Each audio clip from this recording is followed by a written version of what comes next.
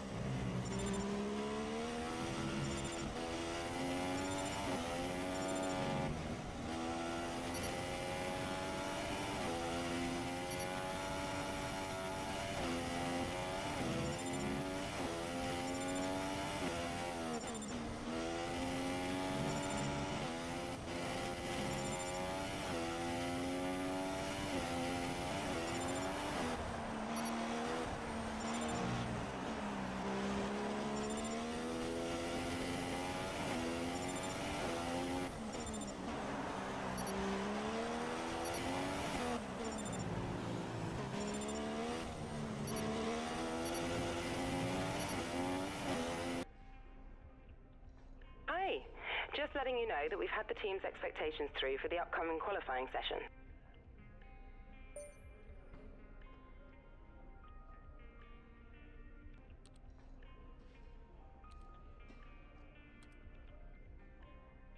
Today's qualifying session is about to start here at the Circuit de Barcelona, Catalunya. And what a cracker of a session we're expecting it to be.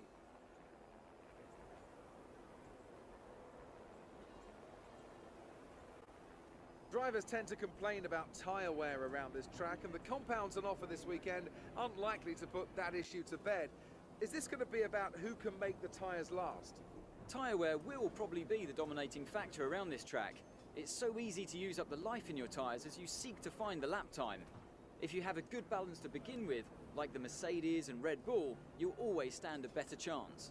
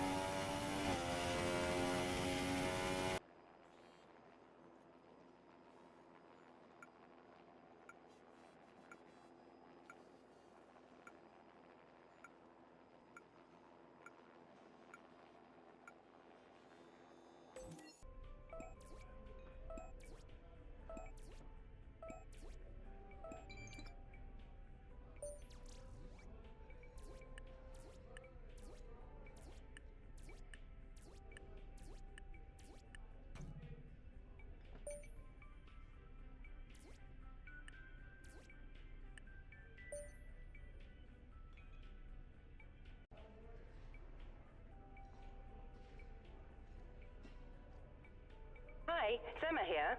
Just wanted to let you know what the team are hoping for in the race.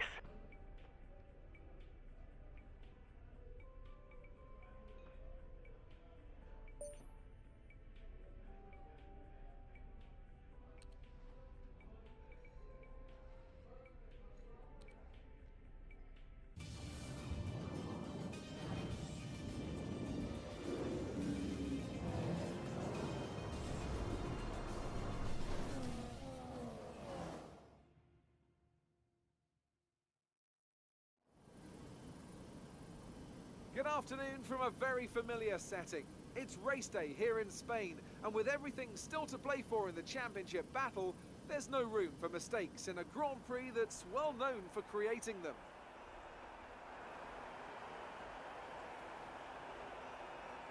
It's a sellout crowd of 140,000 here today as we await lights out for the 730-metre sprint down to turn 1 of this 2.9-mile racetrack. Overtaking is challenging through these 16 corners, but there's still a lot of high-speed excitement to be found, including the flat-out turn 3 and the terrifying blind right of turn 9. Anthony Davidson is here with me today. Together we'll be taking you through all the action of this Spanish Grand Prix. It can be hard for the cars to follow each other closely here due to the dirty air coming off the car in front, so perhaps we're looking at a more strategic Grand Prix act. What do you think on that? I'm not too sure about that, Crofty. I mean, yes, as you say, it's hard to follow around here, but if you're brave on the brakes, you can get the job done down into turn 1, which is a medium-speed corner, so you have to be committed. And looking down at this grid today, I think we're going to see 1 or 2 drivers making a move from a long way back, maybe try to force their opponent into a mistake. I don't think this is a race that's going to be purely decided in the pit stops. Keep your eyes open on the run to turn 1 and keep it clean. We want to come out in one piece. Good luck.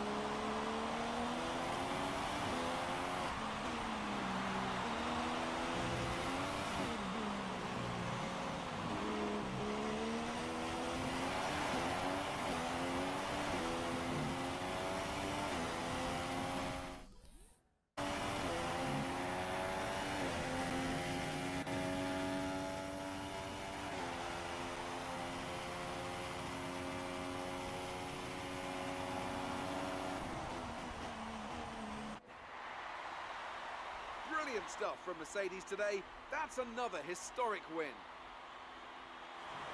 Tell me, Ant, what was the key to this success? Well, I'd say it's just raw pace, plain and simple. I mean, we could sit here and talk about strategy all day, the overtaking, looking after the tyres, but at the end of it all, if you want to win, you need a package that's got the speed over everyone else, and that's exactly what they had today. And as the adrenaline dies down after another eventful Grand Prix, here come the top three out onto the podium.